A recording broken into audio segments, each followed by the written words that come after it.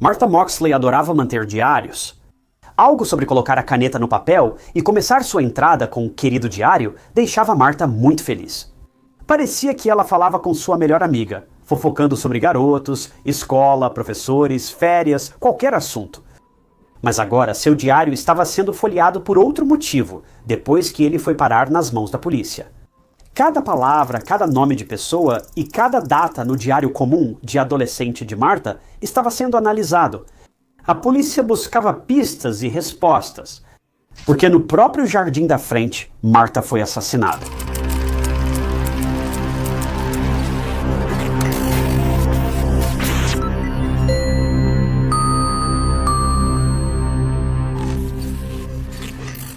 Bem-vindo ao Histórias de Crimes Reais.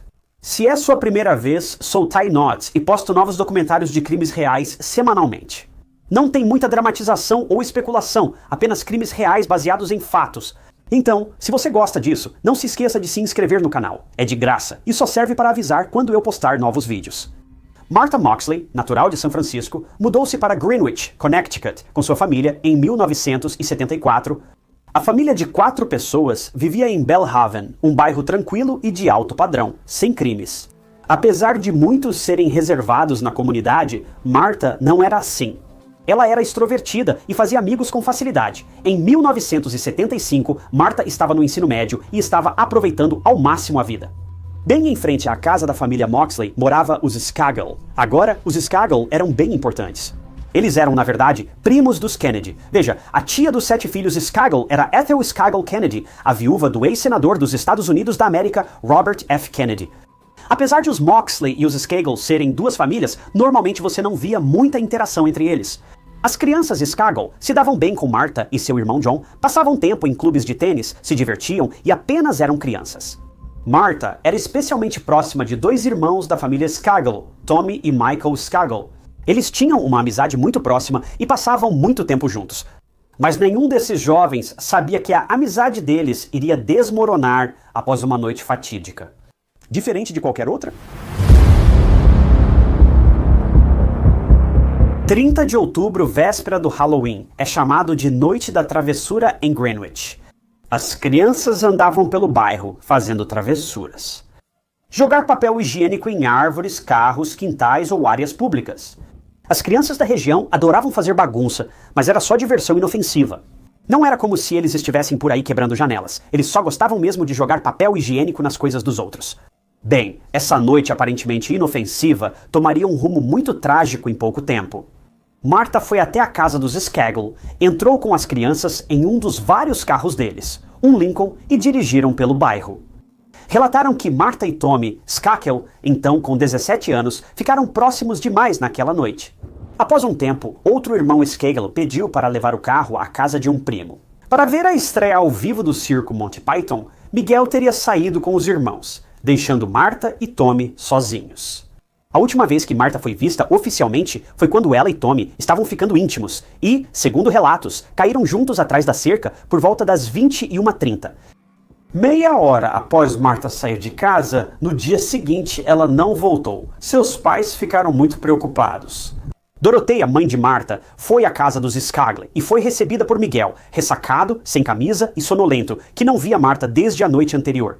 Os vizinhos ficaram perplexos e os detetives invadiram a casa dos Moxley e as áreas vizinhas.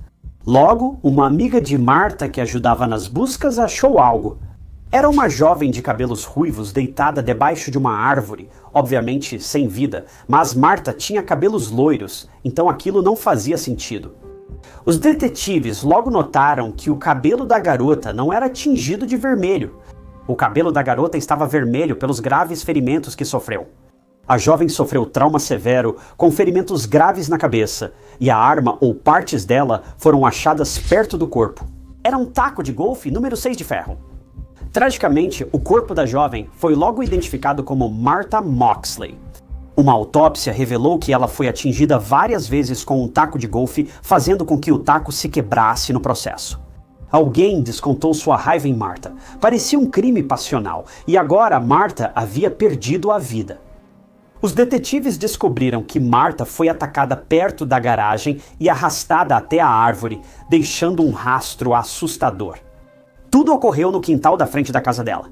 O que essa garota poderia ter feito para alguém para ser espancada de forma tão violenta assim? Quando os detetives examinaram melhor a arma do crime, as peças começaram a se encaixar. O taco de golfe solitário era um dos 6 tacos que pertenciam a Annie Skagel, a mãe de Tommy Skagel, que também foi a última pessoa vista com Martha antes de ela perder a vida. Os detetives ficaram perplexos. Anne estaria mesmo por trás do ataque a Martha. Isso só podia significar uma coisa. Ia ser uma investigação longa, e não estou exagerando, porque levou anos e anos até que a polícia tivesse respostas. Os investigadores passaram a reunir informações sobre o relacionamento de Martha com Tommy e os demais irmãos Skagel. Segundo amigos, Tommy gostava de Martha, mas ela não correspondia. Como os detetives descobriram? Pelo diário de Martha. Ela relatou que Tommy sempre dava em cima dela, colocando os braços ao redor e a deixando desconfortável. A anotação foi feita semanas antes do assassinato de Martha. Amigos afirmam que Martha era próxima e amigável com os meninos Skagel, sem envolvimento romântico. Todos evitavam esses meninos porque viviam encrencados, mas Martha tentava ser amigável. Os irmãos Skagel eram muito ricos e quase sempre ficavam sem supervisão. Eles eram a definição de crianças mimadas e privilegiadas. No diário de Martha, ela pensou em terminar a amizade com Tomé e Miguel porque Miguel ficava turbulento ao beber. Lembre-se que Miguel tinha só 15 anos na época, mostrando que as crianças podiam fazer o que quisessem. Desde que Anna, mãe deles, morreu de câncer, as coisas só pioraram na casa dos Skagel. O pai, Rushton, vivia ausente, deixando as crianças com muitos empregados e babás que faziam grandes festas na casa. Os investigadores suspeitavam que Tomé participou do ataque a Martha. Afinal, ele foi o último a ser visto com ela, mas Tomé tinha um álibi. Segundo ele, voltou para casa após as 9h30 da manhã para fazer o dever de casa. E o tutor dele corroborou essa história. Ken Littleton era um tutor recém-contratado. Quando a polícia falou com ele, disse que Tommy estava com ele às 22h vendo televisão. De acordo com Ken, Tommy parecia normal e não estava nervoso ou assustado de forma alguma. Mas logo depois que os advogados dos Skagel se envolveram no caso, Ken foi misteriosamente demitido do emprego e sua vida desmoronou. Desde então, ele passou a abusar do álcool, usar drogas e cometer pequenos crimes. Alguns sugeriram que Ken sabia mais, mas os investigadores não viam motivo para ele prejudicar Martha, pois eram quase estranhos. A polícia também não encontrou evidências do envolvimento de Tommy no assassinato. Ele tinha um álibi e ponto final. Assim, o caso de Martha se arrastou por anos e acabou ficando sem solução. Sem pistas, tudo desacelerou até parar. Isso só mudou quando Rushton contratou seus próprios investigadores para analisar o caso.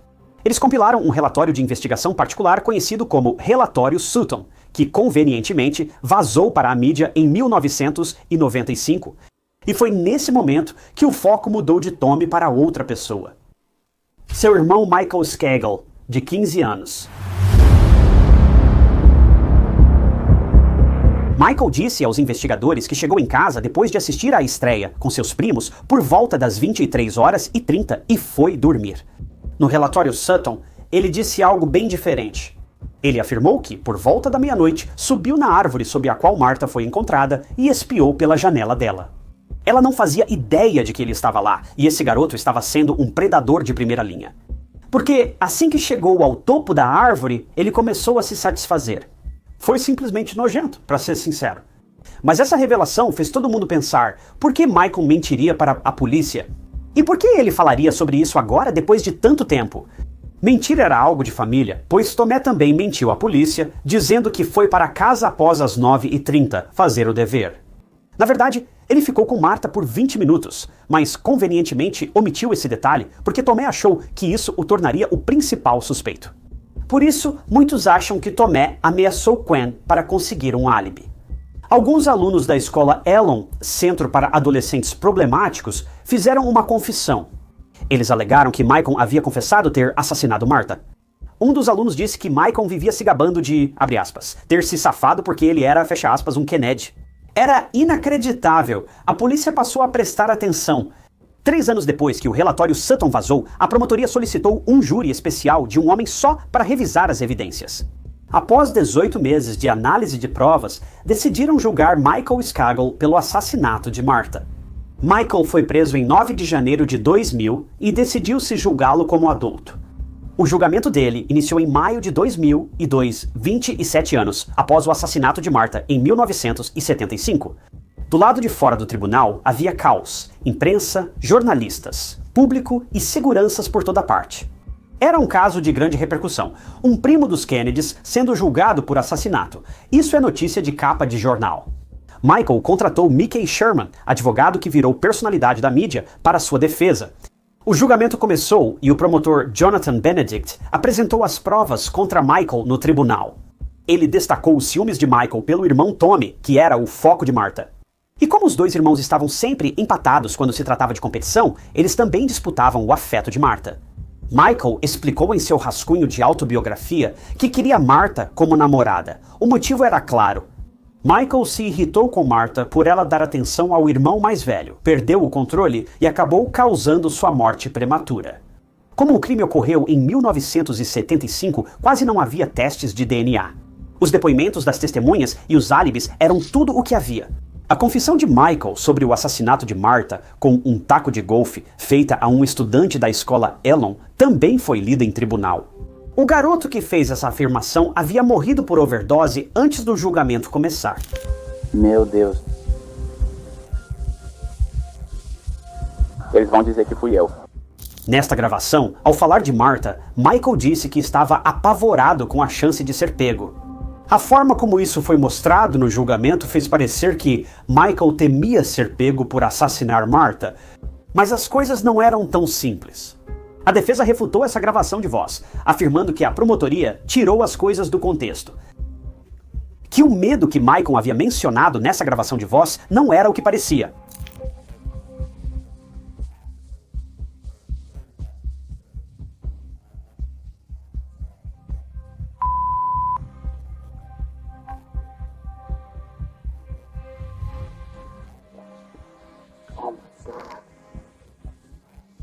Michael não temia ser pego por matar Martha. Ele se referia ao que fez na árvore naquela noite. Ele estava naquela árvore, do lado de fora da janela da Martha, observando ela e se satisfazendo, por assim dizer. E, de acordo com Michael, era disso que a gravação se tratava. Ele temia ser flagrado desprevenido, não por assassinato. O julgamento terminou com as alegações finais de ambos os lados, e todos estavam à flor da pele. Seria mesmo possível que um parente tão próximo dos Kennedys fosse condenado por assassinato? Bem, eles iam descobrir. Todos aguardavam o veredicto do júri, que foi revelado em junho de 2002. Michael Skakal foi julgado culpado pelo assassinato de Martha Moxley quase 30 anos após sua morte. A promotoria buscava uma sentença de 20 anos até prisão perpétua, mas após o veredito de culpa, as coisas só ficaram mais complicadas. O primo de Michael, Roberto Kennedy Jr., tinha certeza de que a promotoria tirou a declaração de investigação de Michael Sutton do contexto e estava determinado a tirar Michael da prisão. Para contextualizar, este é o mesmo Roberto Kennedy que tem aparecido nas notícias recentemente. A pessoa que tenta remover corantes artificiais e aditivos dos alimentos nos Estados Unidos da América. A acusação de Roberto Kennedy Jr. se baseou em mais do que só a gravação de voz editada. Ele também rejeitou toda a confissão de Miguel. Lembra da confissão do aluno da escola Elon que morreu antes do julgamento de Miguel? Bem, foi revelado que antes do julgamento, o aluno, que já era um homem adulto na época, estava sob efeito de drogas quando fez aquela declaração. Segundo Roberto Kennedy Jr., seu testemunho não era confiável. Portanto, Miguel não poderia ter sido o responsável por tirar a vida de Martha. Pelo menos, não de acordo com as evidências que temos até agora. 8 meses depois, Miguel seguia preso cumprindo sua sentença. Tudo mudou quando Roberto Kennedy Jr. recebeu uma dica que levou o caso para outro rumo. Veja. Segundo o informante, Tony Bryant, ex-colega de Miguel na escola Brunswick e primo de Kobe Bryant, sabia detalhes sobre o assassinato de Martha. A nova equipe de advogados de Miguel, Esperança Seeley e Huberto Santos, foi até Tony e gravou em vídeo sua versão sobre a noite do assassinato de Martha. Segundo Tony, seu amigo A.O.L. de Nova York mostrou grande interesse por Martha na noite em que foram a Greenwich. Al também estava com ciúmes dos outros caras que passavam tempo com Martha. E Tony se lembrou do que Al lhe disse durante um de seus episódios de ciúmes. Abre aspas. Eu não entendo por que ela está passando tempo com aqueles caras quando ela poderia estar comigo. Tony disse que ele, Al e Burton estavam na casa dos Skakel quando viram os tacos de golfe. De repente, Al e Burton disseram que queriam machucar alguém. Tony, por sua vez, levantou as mãos para não se envolver e foi embora, deixando os dois para fazer sabe-se lá o quê. No dia seguinte, os três se reuniram e Al e Burton admitiram ter feito algo com alguém na noite anterior. Eles nunca citaram Martha, mas Tony tinha certeza de que era ela, pois a notícia de sua morte estava em todo lugar. Quando perguntado por que não revelou essa informação antes, Tony disse que tinha medo de ser incriminado por envolvimento em um caso não resolvido. E na verdade, foi a mãe dele quem o impediu de dizer qualquer coisa. Com essa informação, em 2005, os advogados de Michael pediram um novo julgamento. Tinham certeza de que um inocente estava preso enquanto o verdadeiro culpado seguia livre. No julgamento, Tony se recusou a testemunhar sem imunidade, temendo ser responsabilizado. Porque mesmo que ele não tenha feito nada, ele trouxe as duas pessoas de interesse, Al e Burton, para Belhaven, e isso não pegava bem para ele. No fim, só a declaração em vídeo de Tony foi exibida e a condenação mantida por 4-1. O júri achou o vídeo de Tony inacreditável, mas isso não impediu Roberto Kennedy Jr. de lutar. Em 2016, ele escreveu um livro intitulado Framed, no qual detalhou a versão dos acontecimentos de Tony, e até recorreu ao diário de Martha, confessando que ela realmente viu Al, Tony e Burton. Mas o problema é que no diário de Martha, ela nunca mencionou Tony, Al ou mesmo Burton pelo nome. Ela dançou com alguns garotos no baile, mas seus parceiros não se lembram de ter visto Tony, Al e Burton. As pessoas que Robert Kennedy Jr. considera mais prováveis, Tony, Al e Burton ainda não foram confirmadas. Mesmo sem querer se envolver, Al afirmou por meio de seu advogado que as acusações eram totalmente falsas e infundadas. O advogado de Al disse que a defesa de Michael tentava fazer de Al um bode expiatório por discriminação e vulnerabilidade. Porque ele era uma pessoa negra e o cliente da defesa era um homem poderoso e influente, além de ser primo dos Kennedys, todo esse caso ficou tão estranho, tão rápido.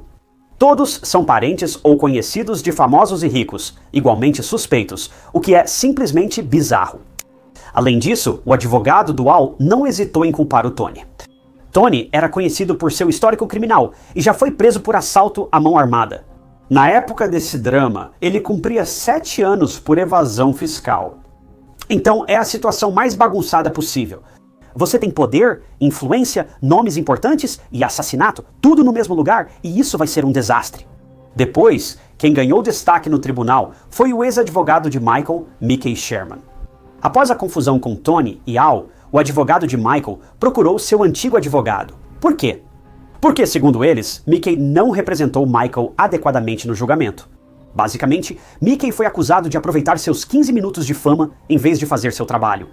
Michael também acusou Mickey de cobrar honorários advocatícios altos e não fazer seu trabalho para defendê-lo adequadamente no tribunal. Então, em outubro de 2013, isso levou Michael a conseguir um novo julgamento pelo juiz Thomas Bishop, do Tribunal de Connecticut. Os entes queridos de Martha, assim como os promotores, ficaram surpresos com a decisão.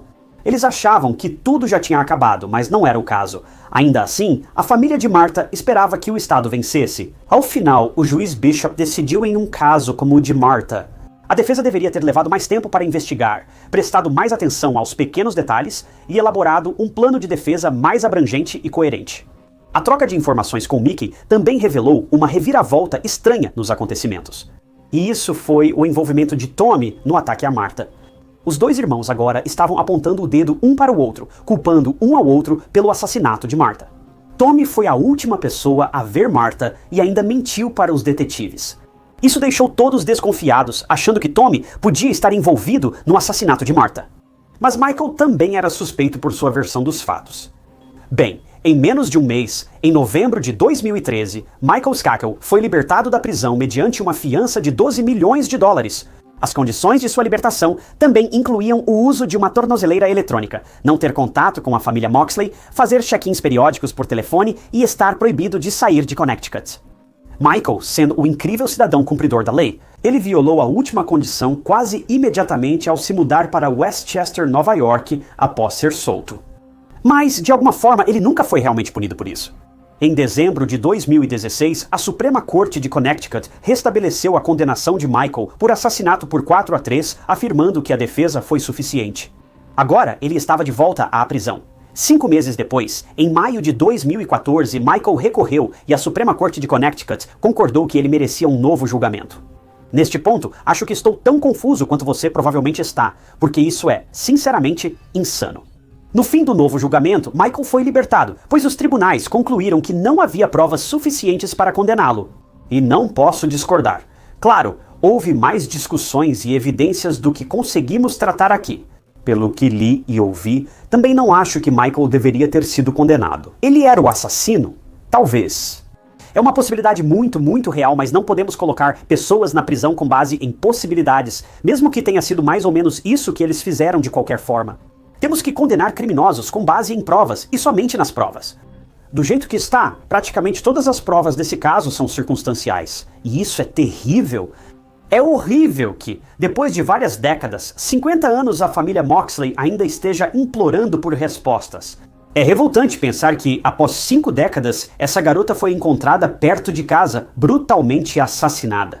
E ainda assim, ninguém sabe o que realmente aconteceu naquela noite fatídica antes do Halloween. Muita gente acredita firmemente que, não importa o que aconteça, Michael Skakal é culpado. Alguns acham que Tommy é o assassino, já que Martha também não gostava dele romanticamente. Então, presume-se que Tommy perdeu o controle com Martha por rejeitar suas investidas e, no fim, tirou a vida dela, em um acesso de raiva. Após o ocorrido, ele mentiu à polícia sobre estar com Martha e depois ameaçou Ken para conseguir um álibi. Muitas pessoas têm outra teoria, ainda mais assustadora. Eles acreditam que os 2 irmãos, Michael e Tommy, estavam envolvidos no assassinato de Martha. Os 2 mentiram à polícia, um foi visto por último com a vítima. O fato de Ken ter sido demitido após dar um álibi para Tommy e bagunçar sua vida depois disso, já indica culpa. Há especulações de que Ken foi pressionado a dar um álibi para Tommy e guardar esse segredo o consumiu. Ninguém veio a público esclarecer essa teoria e quero enfatizar que tudo isso são apenas suposições. Mas só de pensar no assassinato de Martha dessa forma, tudo fica mais sinistro. É assustador como dinheiro e influência compram quase tudo, limpando o nome dos culpados e fazendo-os parecer inocentes. Após todo esse tempo, só restou o irmão de Martha, John, hoje com cerca de 60 anos, e ele ainda está tentando se recuperar dessa perda dolorosa e inacreditável. Praticamente todo o resto da família se foi, mas ele ainda quer saber o que aconteceu com sua irmã e por quê. Por que alguém tirou a vida dessa garota inocente? Essa é a maior de todas as perguntas. Por quê?